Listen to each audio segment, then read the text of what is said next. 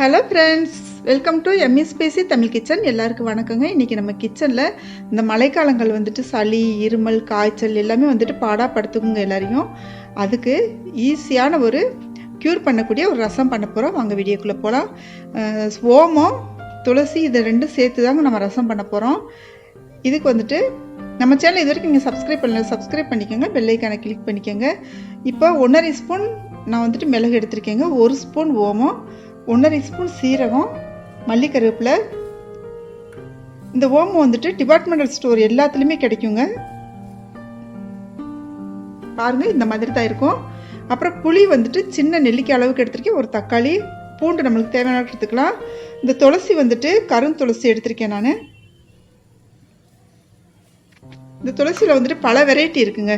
நீங்கள் எந்த ரகம் எடுத்தாலும் பரவாயில்ல, சளிக்கு நல்லா க்யூர் ஆகும். இந்த ஓமும் சரி, இந்த துளசி சரி. இப்போ நம்ம இது எல்லாமே மிக்சி ஜாரில் போட்டு அரைச்சி எடுத்துக்கலாம். இப்போ வந்துட்டு சீரகம், அடுத்துட்டு மிளகு, அடுத்து ஓமம். இது மட்டும் முதல்ல வந்துட்டு நம்ம மிக்சி ஜாரில் பவுடர் பண்ணி எடுத்துக்கலாங்க ஃபஸ்ட்டு. இப்போ பவுடர் பண்ணி எடுத்த பின்னாடி இந்த துளசி இலைகளையும் வெள்ளைப்பொடியும் போட்டுக்கலாம். துளசி வந்துட்டு இப்போ நிறைய பேர் வந்துட்டு வீட்டிலேயே தொட்டியில் வச்சுருக்கீங்க. அப்படி இல்லை அப்படின்னு சொன்னாலும் பூக்காரங்கிட்ட கிடைக்கும், கோயில் வாசல் எல்லாம் வச்சுருக்காங்க. இப்போ ஒரு பாத்திரத்தை நம்ம அடுப்பில் வச்சாச்சு. நான் மண் பாத்திரம் வச்சுருக்கேங்க. இதில் வந்துட்டு இந்த துளசி சாப்பிட்றது வந்துட்டு நல்லாவே சளியை க்யூர் பண்ணுங்க. இப்போ கொஞ்சமாக ஆயில் சேர்த்துக்கலாம். ஆயில் நிறைய வேண்டாம், கொஞ்சமாக சேர்த்துக்கலாம். இந்த ரசம் வச்சுட்டு நீங்கள் முடிஞ்சால் கொஞ்சம் ஒரு டம்ளரில் ஊற்றிட்டு குடிக்கலாம். அப்படி இல்லைன்னா சாதத்தோடய கலந்து சாப்பிடலாம். குழந்தைங்களுக்குமே ஊட்டி விடலாம் சாதத்தோடு கலந்து, நல்லாவே உடனே கேட்குங்க இது. இப்போ கடுகு, சீரகம், கொஞ்சமாக வெந்தயம் போட்டிருக்கேங்க, உளுந்தம்பருப்பு. இது வந்து தாளிக்க போகிறப்ப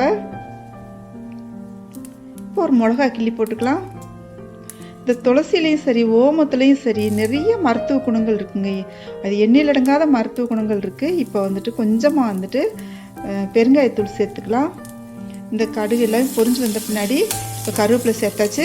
இப்போ நம்ம அரைச்சி வச்சுருக்க அந்த பவுடரில் கொஞ்சமாக சேர்த்துட்டு இதை கொஞ்சம் நம்ம வறுத்து விட்டுக்கலாம். இது நல்ல வாசனை கம்மன்னு வர்றது வரைக்குமே வறுத்து விட்டுக்கலாம். இந்த ரசம் ரொம்பவே டேஸ்ட்டாகவும் இருக்கும். இந்த மழைக்காலங்கள் வந்துட்டு இந்த ரசம் அடிக்கடி வச்சிங்கன்னா ரொம்பவே நல்லது உடம்புக்கு. இப்போ தக்காளியும் புளி தண்ணி கரைச்சி வச்சுருக்கோங்க. புளி சக்கையை எடுத்துட்டு, தக்காளி தோல் எடுத்துட்டு கரைச்சி வச்சுருக்கோம். இப்போ அந்த அரைச்சி வச்ச பவுடர் எல்லாமே அந்த ரசத்தோடு சேர்த்துக்கலாம்.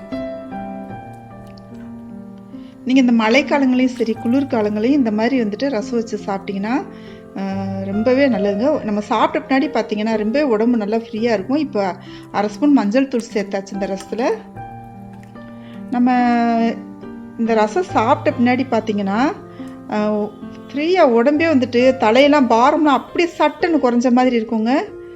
இப்போ நான் இந்த மாதிரி நுரைக்கட்டி வந்துருச்சு ரசம் வந்துட்டு. ரொம்ப கொதிக்க விட்டுறக்கூடாது இந்த ரசத்தை. அந்த வாசனை, அந்த ஃப்ளேவர் எல்லாமே கலந்து சூப்பராக வாசனை வருது. இப்போ இந்த மல்லி, கருவேப்பிலை இதை வந்துட்டு கிள்ளி போட்டுக்கலாம். கிள்ளிட்டு இந்த ரசம் வந்துட்டு நுரைக்கட்டின பின்னாடி கிள்ளி போட்டுக்கலாங்க.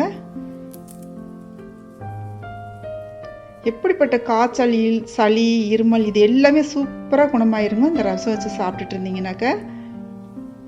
இப்போ பாருங்கள், அவ்வளோதாங்க, சூப்பரான சளி, காய்ச்சல், இருமலுக்கு ஏற்ற ரசம் ரெடி ஆயிடுச்சு. இந்த ரெசிபி உங்களுக்கு பிடிச்சிருந்துச்சுன்னா நம்ம சேனல் இதுவரைக்கும் நீங்கள் சப்ஸ்கிரைப் பண்ணலைன்னா சப்ஸ்கிரைப் பண்ணிக்கோங்க, பெல் ஐக்கானை கிளிக் பண்ணிக்கோங்க, ஃப்ரெண்ட்ஸுக்கு ஷேர் பண்ணுங்கள், கண்டிப்பாக கமெண்ட் பண்ணுங்கள். தேங்க்யூ.